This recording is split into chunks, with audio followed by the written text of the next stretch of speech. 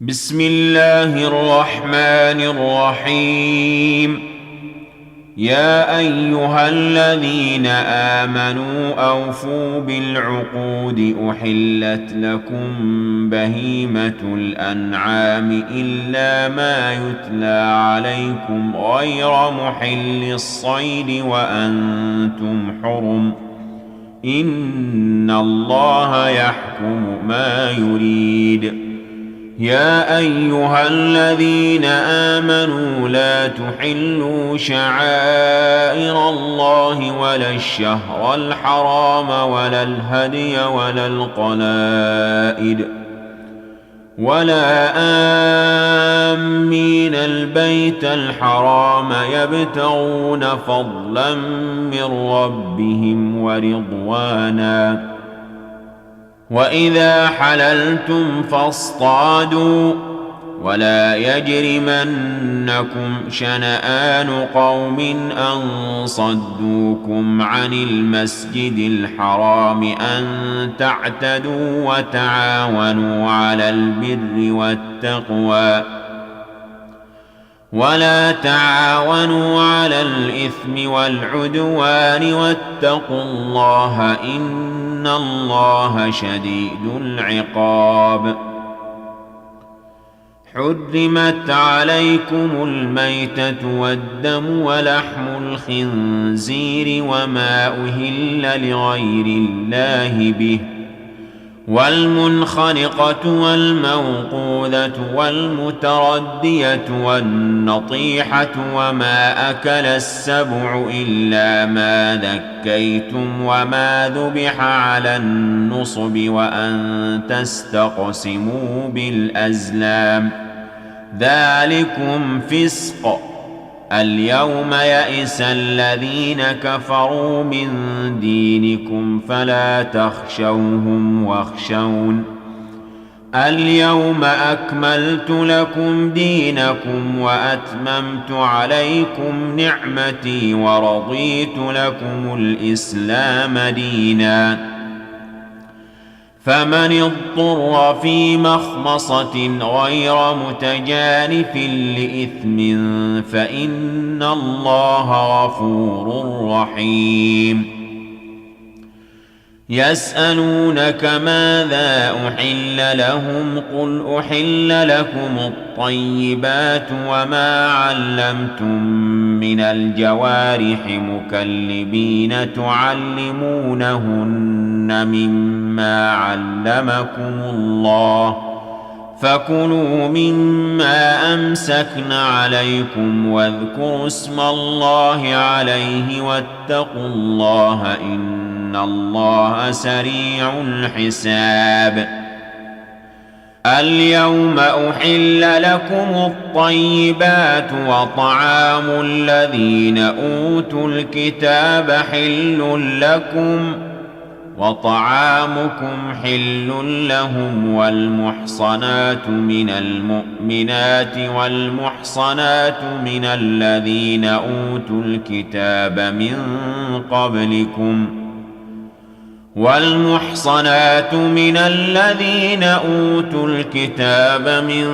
قبلكم إذا آتيتموهن أجورهن محصنين غير مسافحين ولا متخذي أخدان. ومن يكفر بالإيمان فقد حبط عمله وهو في الآخرة من الخاسرين. يا أيها الذين آمنوا إذا قمتم إلى الصلاة فاغسلوا وجوهكم وأيديكم إلى المرافق وامسحوا برؤوسكم وأرجلكم إلى الكعبين وإن كنتم جنبا فاطهروا وإن كنتم مرضى أو على سفر أو جاء أحد منكم من الغائط أو لامستم النساء أو لامستم النساء فلم تجدوا ماء فتيمموا صعيدا طيبا فامسحوا بوجوهكم وأيديكم منه ما يريد الله ليجعل عليكم من حرج ولكن يريد ليطهركم وليتم نعمته عليكم لعلكم تشكرون واذكروا نعمة الله عليكم وميثاقه الذي واثقكم به إذ قلتم سمعنا وأطعنا واتقوا الله إن الله عليم بذات الصدور يا أيها الذين آمنوا كونوا قوامين لله شهداء بالقسط ولا يجرمنكم شنآن قوم على ألا تعدلوا اعدلوا هو أقرب للتقوى واتقوا الله إن الله خبير بما تعملون وعد الله الذين آمنوا وعملوا الصالحات لهم مغفرة وأجر عظيم والذين كفروا وكذبوا بآياتنا أولئك أصحاب الجحيم يا أيها الذين آمنوا اذكروا نعمة الله عليكم إذ هم قوم أن يبسطوا إليكم أيديهم فكف أيديهم عنكم واتقوا الله وعلى الله فليتوكل المؤمنون ولقد أخذ الله ميثاق بني إسرائيل وبعثنا منهم 12 نقيبا وقال الله إني معكم لئن أقمتم الصلاة وآتيتم الزكاة وآمنتم برسلي وعزرتموهم وأقرضتم الله قرضا حسنا لأكفرن عنكم سيئاتكم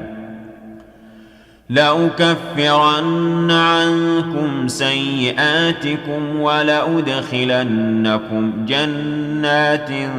تجري من تحتها الأنهار فمن كفر بعد ذلك منكم فقد ضل سواء السبيل فبما نقضهم ميثاقهم لعناهم وجعلنا قلوبهم قاسية يحرفون الكلم عن مواضعه ونسوا حظا مما ذكروا به ولا تزال تطلع على خائنة منهم إلا قليلا منهم فاعف عنهم واصفح إن الله يحب المحسنين ومن الذين قالوا إنا نصارى أخذنا ميثاقهم فنسوا حظا مما ذكروا به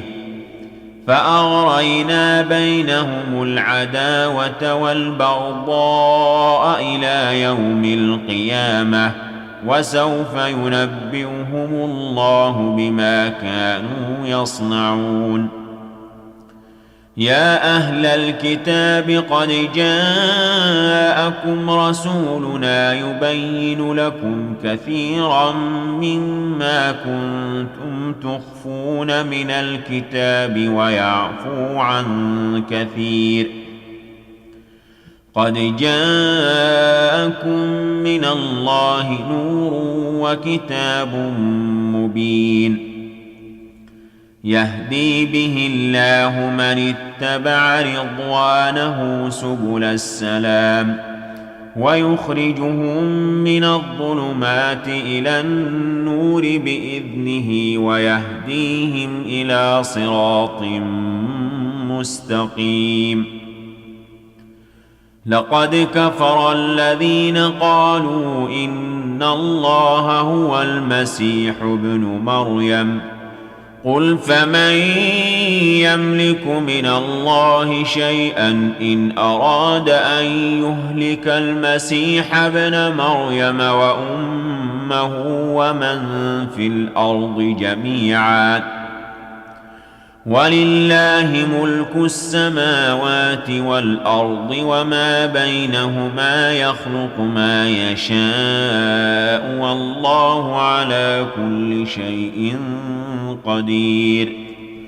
وقالت اليهود والنصارى نحن أبناء الله وأحباؤه قل فلم يعذبكم بذنوبكم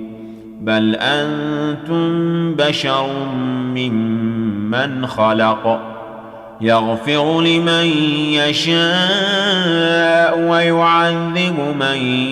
يشاء ولله ملك السماوات والأرض وما بينهما وإليه المصير. يا أهل الكتاب قد جاءكم رسولنا يبين لكم على فترة من الرسل أن تقولوا ما جاءنا من بشير ولا نذير فقد جاءكم بشير ونذير والله على كل شيء قدير. وإذ قال موسى لقومه يا قوم اذكروا نعمة الله عليكم إذ جعل فيكم أنبياء وجعلكم ملوكا وآتاكم ما لم يؤت أحدا من العالمين. يا قوم ادخلوا الأرض المقدسة التي كتب الله لكم ولا ترتدوا على أدباركم فتنقلبوا خاسرين. قالوا يا موسى إن فيها قوما جبارين وإنا لن ندخلها حتى يخرجوا منها فإن يخرجوا منها فإنا داخلون. قال رجلان من الذين يخافون أنعم الله عليهم ادخلوا عليهم الباب فإذا دخلتموه فإنكم غالبون وعلى الله فتوكلوا إن كنتم مؤمنين. قالوا يا موسى إنا لن ندخلها أبدا ما داموا فيها فاذهب أنت وربك فقاتلا إنا هاهنا قاعدون. قال رب إني لا أملك إلا نفسي وأخي فافرق بيننا وبين القوم الفاسقين. قال فإنها محرمة عليهم 40 سنة يتيهون في الأرض فلا تأس على القوم الفاسقين. واتل عليهم نبأ ابني آدم بالحق إذ قربا قربانا فتقبل من أحدهما ولم يتقبل من الآخر قال لأقتلنك قال إنما يتقبل الله من المتقين. لئن بسطت إلي يدك لتقتلني ما أنا بباسط يدي إليك لأقتلك إني أخاف الله رب العالمين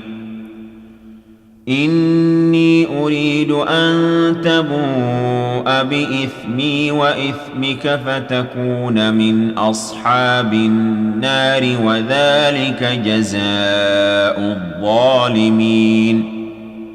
فطوعت له نفسه قتل أخيه فقتله فأصبح من الخاسرين فبعث الله غرابا يبحث في الأرض ليريه كيف يواري سوءة أخيه قال يا ويلتى أعجزت أن أكون مثل هذا الغراب فأواري سوءة أخي فأصبح من النادمين من أجل ذلك كتبنا على بني إسرائيل أنه من قتل نفسا بغير نفس أو فساد في الأرض فكأنما قتل الناس جميعا ومن أحياها فكأنما أحيا الناس جميعا ولقد جاءتهم رسلنا بالبينات ثم إن كثيرا منهم بعد ذلك في الأرض لمسرفون إنما جزاء الذين يحاربون الله ورسوله ويسعون في الأرض فسادا أن يقتلوا أو يصلبوا أو تقطع أيديهم وأرجلهم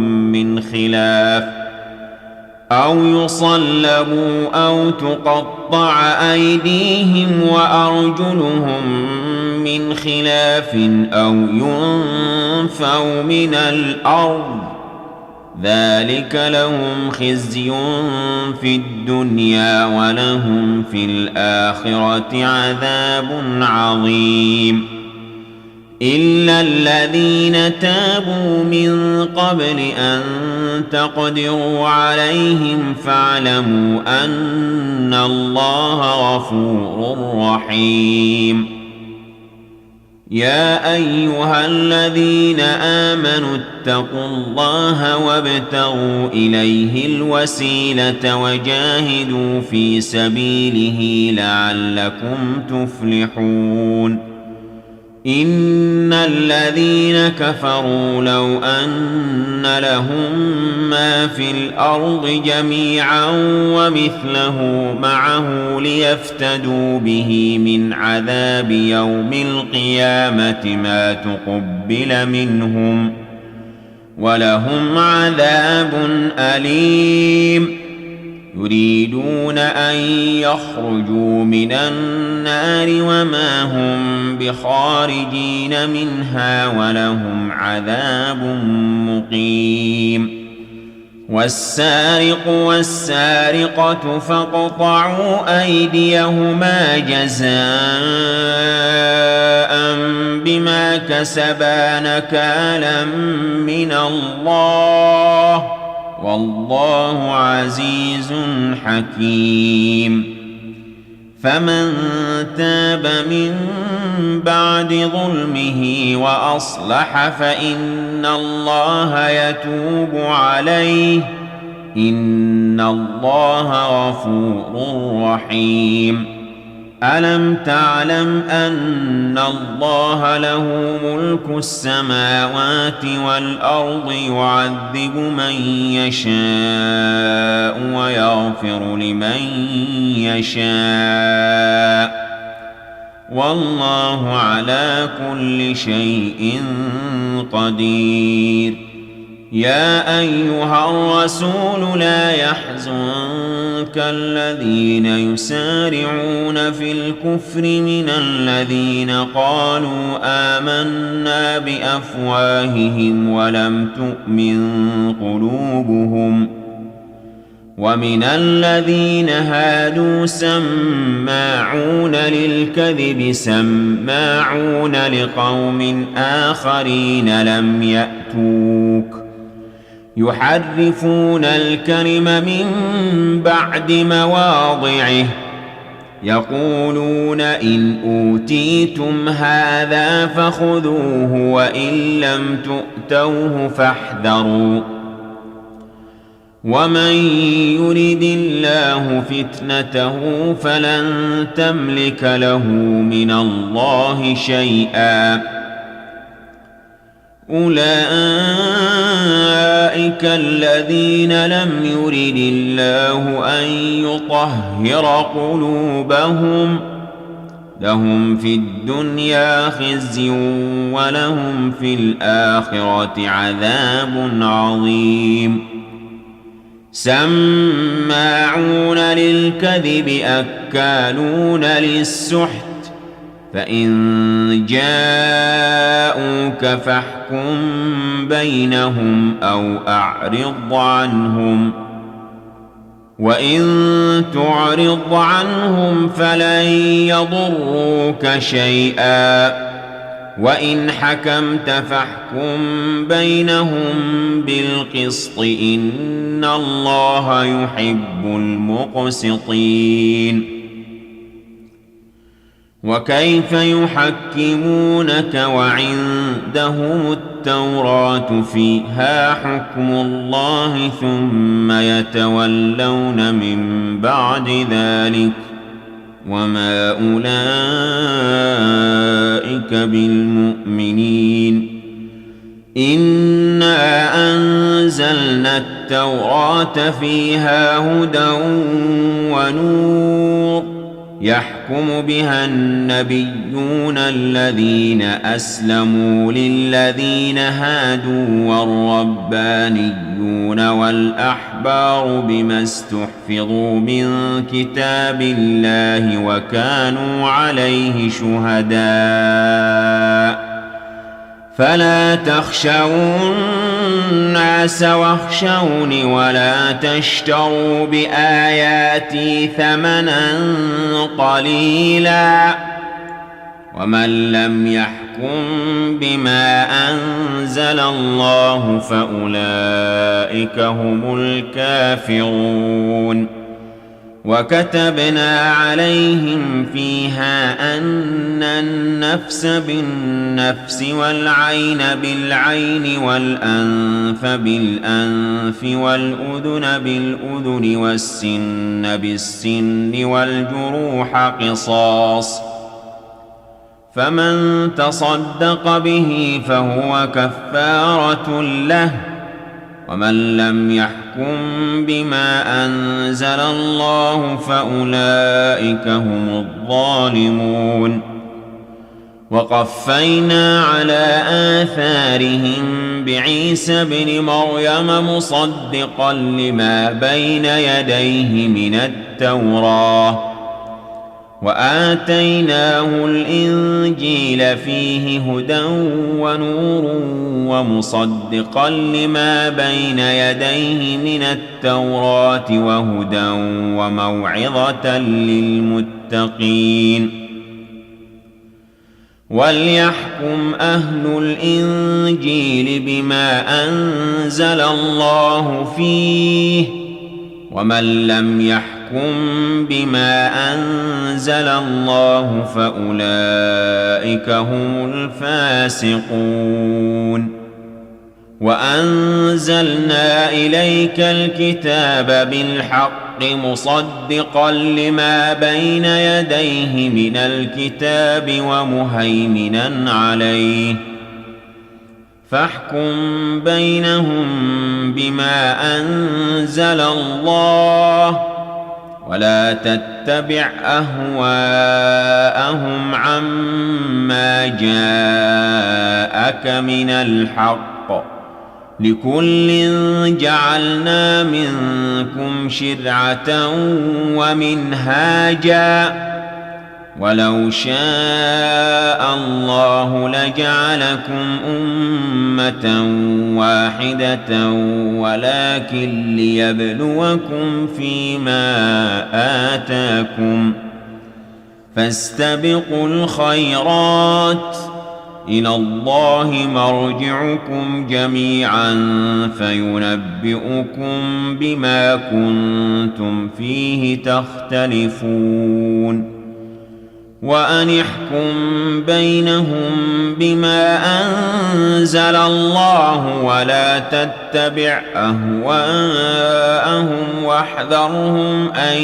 يفتنوك عن بعض ما أنزل الله إليك فإن تولوا فاعلم أنما يريد الله أن يصيبهم ببعض ذنوبهم وإن كثيرا من الناس لفاسقون أفحكم الجاهلية يبغون ومن أحسن من الله حكما لقوم يوقنون يا أيها الذين آمنوا لا تتخذوا اليهود والنصارى أولياء بعضهم أولياء بعض ومن يتولهم منكم فإنه منهم إن الله لا يهدي القوم الظالمين فترى الذين في قلوبهم مرض يسارعون فيهم يقولون نخشى أن تصيبنا دائرة فعسى الله أن يأتي بالفتح أو أمر من عنده فيصبحوا على ما أسروا في أنفسهم نادمين ويقول الذين آمنوا أهؤلاء الذين أقسموا بالله جهد أيمانهم إنهم لمعكم حبطت أعمالهم فأصبحوا خاسرين يا أيها الذين آمنوا من يرتد منكم عن دينه فسوف يأتي الله بقوم يحبهم ويحبونه أذلة على المؤمنين أعزة على الكافرين يجاهدون في سبيل الله ولا يخافون لومة لائم ذلك فضل الله يؤتيه من يشاء والله واسع عليم إنما وليكم الله ورسوله والذين آمنوا الذين يقيمون الصلاة ويؤتون الزكاة وهم راكعون ومن يتول الله ورسوله والذين آمنوا فإن حزب الله هم الغالبون يا أيها الذين آمنوا لا تتخذوا الذين اتخذوا دينكم هزوا ولعبا من الذين أوتوا الكتاب من قبلكم والكفار أولياء واتقوا الله إن كنتم مؤمنين وإذا ناديتم إلى الصلاة اتخذوها هزوا ولعبا ذلك بأنهم قوم لا يعقلون قل يا أهل الكتاب هل تنقمون منا إلا أن آمنا بالله وما أنزل إلينا وما أنزل من قبل وأن أكثركم فاسقون قل هل أنبئكم بشر من ذلك مثوبة عند الله من لعنه الله وغضب عليه وجعل منهم القردة والخنازير وعبد الطاغوت أولئك شر مكانا وأضل عن سواء السبيل وإذا جاءوكم قالوا آمنا وقد دخلوا بالكفر وهم قد خرجوا به والله أعلم بما كانوا يكتمون وترى كثيرا منهم يسارعون في الإثم والعدوان وأكلهم السحت لبئس ما كانوا يعملون لولا ينهاهم الربانيون والأحبار عن قولهم الإثم وأكلهم السحت لبئس ما كانوا يصنعون وقالت اليهود يد الله مغلولة غلت أيديهم ولعنوا بما قالوا بل يداه مبسوطتان ينفق كيف يشاء وليزيدن كثيرا منهم ما أنزل إليك من ربك طغيانا وكفرا وألقينا بينهم العداوة والبغضاء إلى يوم القيامة كلما أوقدوا نارا للحرب أطفأها الله ويسعون في الأرض فسادا والله لا يحب المفسدين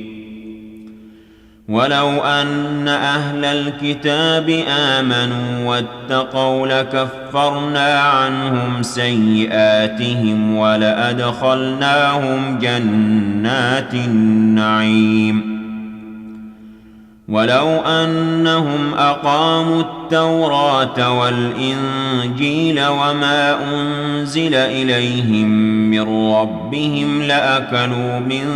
فوقهم ومن تحت أرجلهم منهم أمة مقتصدة وكثير منهم ساء ما يعملون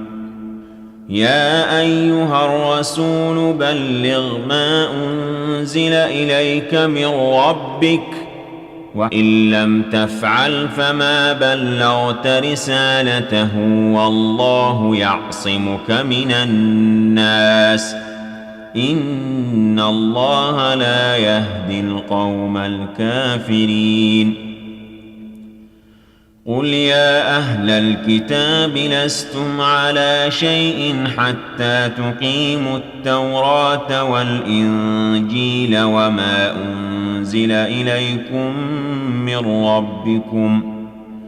وليزيدن كثيرا منهم ما أنزل إليك من ربك طغيانا وكفرا فلا تأس على القوم الكافرين إن الذين آمنوا والذين هادوا والصابئون والنصارى من آمن بالله واليوم الآخر وعمل صالحا فلا خوف عليهم ولا هم يحزنون لقد أخذنا ميثاق بني إسرائيل وأرسلنا إليهم رسلا كلما جاءهم رسول بما لا تهوى أنفسهم فريقا كذبوا وفريقا يقتلون وحسبوا ألا تكون فتنة فعموا وصموا ثم تاب الله عليهم ثم عموا وصموا كثير منهم والله بصير بما يعملون لقد كفر الذين قالوا إن الله هو المسيح ابن مريم وقال المسيح يا بني إسرائيل اعبدوا الله ربي وربكم إنه من يشرك بالله فقد حرم الله عليه الجنة ومأواه النار وما للظالمين من أنصار لقد كفر الذين قالوا إن الله ثالث ثلاثة وما من إله إلا إله واحد وإن لم ينتهوا عما يقولون ليمسن الذين كفروا منهم عذاب أليم أفلا يتوبون إلى الله ويستغفرونه والله غفور رحيم ما المسيح ابن مريم إلا رسول قد خلت من قبله الرسل وأمه صديقة كانا يأكلان الطعام انظر كيف نبين لهم الآيات ثم انظر أنى يؤفكون قل أتعبدون من دون الله ما لا يملك لكم ضرا ولا نفعا والله هو السميع العليم قل يا أهل الكتاب لا تغلوا في دينكم غير الحق ولا تتبعوا أهواء قوم قد ضلوا من قبل وأضلوا كثيرا وضلوا عن سواء السبيل لعن الذين كفروا من بني إسرائيل على لسان داود وعيسى بن مريم ذلك بما عصوا وكانوا يعتدون كانوا لا يتناهون عن منكر فعلوه لبئس ما كانوا يفعلون ترى كثيرا منهم يتولون الذين كفروا لبئس ما قدمت لهم أنفسهم أن سخط الله عليهم وفي العذاب هم خالدون ولو كانوا يؤمنون بالله والنبي وما أنزل إليه ما اتخذوهم أولياء ولكن كثيرا منهم فاسقون لتجدن أشد الناس عداوة للذين آمنوا اليهود والذين أشركوا ولتجدن أقربهم مودة للذين آمنوا الذين قالوا إنا نصارى ذلك بأن منهم قسيسين ورهبانا وأنهم لا يستكبرون وإذا سمعوا ما أنزل إلى الرسول ترى أعينهم تفيض من الدمع مما عرفوا من الحق يقولون ربنا آمنا فاكتبنا مع الشاهدين وما لنا لا نؤمن بالله وما جاءنا من الحق ونطمع أن يدخلنا ربنا مع القوم الصالحين فأثابهم الله بما قالوا جنات تجري من تحتها الأنهار خالدين فيها وذلك جزاء المحسنين والذين كفروا وكذبوا بآياتنا أولئك أصحاب الجحيم يا أيها الذين آمنوا لا تحرموا طيبات ما أحل الله لكم ولا تعتدوا إن الله لا يحب المعتدين وكلوا مما رزقكم الله حلالا طيبا واتقوا الله الذي أنتم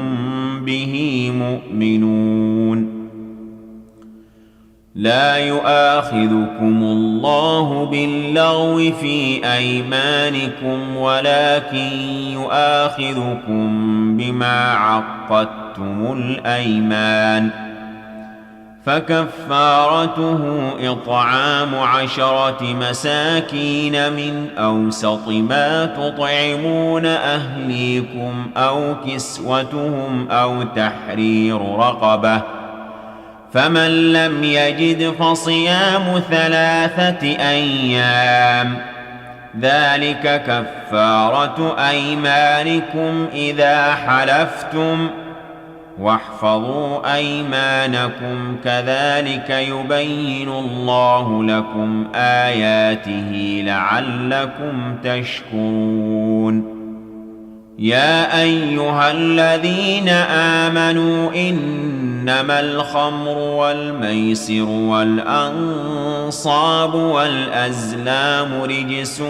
من عمل الشيطان فاجتنبوه لعلكم تفلحون إنما يريد الشيطان أن يوقع بينكم العداوة والبغضاء في الخمر والميسر ويصدكم عن ذكر الله وعن الصلاة فهل أنتم منتهون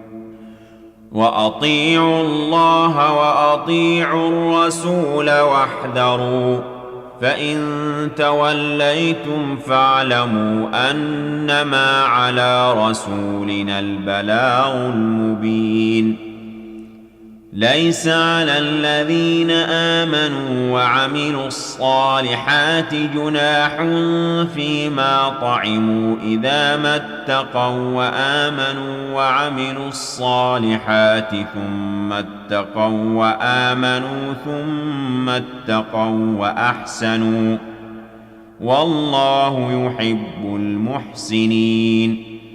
يا أيها الذين آمنوا ليبلونكم الله بشيء من الصيد تناله أيديكم ورماحكم ليعلم الله من يخافه بالغيب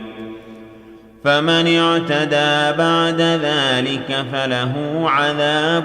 أليم يا أيها الذين آمنوا لا تقتلوا الصيد وأنتم حرم ومن قتله منكم متعمدا فجزاء مثل ما قتل من النعم يحكم به ذوى عدل منكم هديا بالغ الكعبة يحكم به ذوى عدل منكم هديا بالغ الكعبة أو كفارة طعام مساكين أو عدل ذلك صياما ليذوق وبال أمره عفى الله عما سلف ومن عاد فينتقم الله منه والله عزيز ذو انتقام. أحل لكم صيد البحر وطعامه متاعا لكم وللسيارة وحرم عليكم صيد البر ما دمتم حرما واتقوا الله الذي إليه تحشرون. جعل الله الكعبة البيت الحرام قياما للناس والشهر الحرام والهدي والقلائد ذلك لتعلموا أن الله يعلم ما في السماوات وما في الأرض وأن الله بكل شيء عليم. اعلموا أن الله شديد العقاب وأن الله غفور رحيم. ما على الرسول إلا البلاغ والله يعلم ما تبدون وما تكتمون. قل لا يستوي الخبيث والطيب ولو أعجبك كثرة الخبيث فاتقوا الله يا أولي الألباب لعلكم تفلحون. يا أيها الذين آمنوا لا تسألوا عن أشياء إن تبد لكم تسؤكم وإن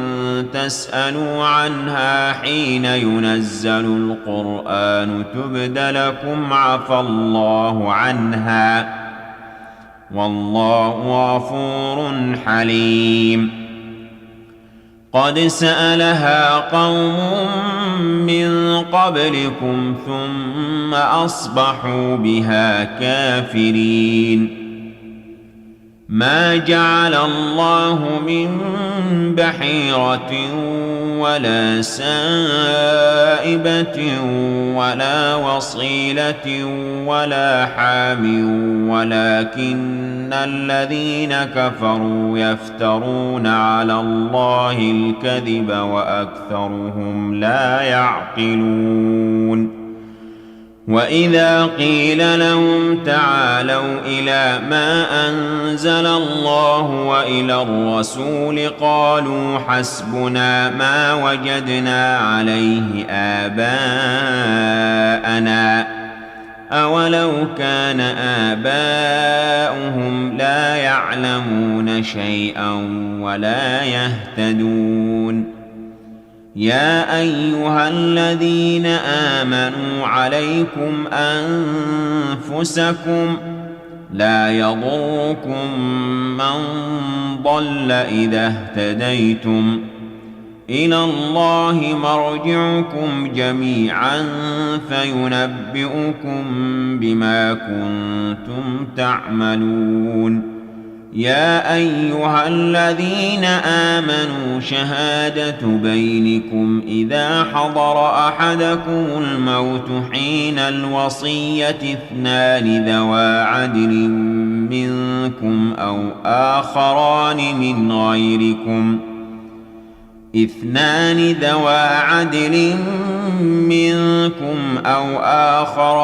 من غيركم إن أنتم ضربتم في الأرض فأصابتكم مصيبة الموت تحبسونهما من بعد الصلاة فيقسمان بالله إن ارتبتم لا نشتري به ثمنا ولو كان ذا قربى ولا نكتم شهادة الله إنا إذا لمن الآثمين. فإن عثر على أنهما استحقا إثما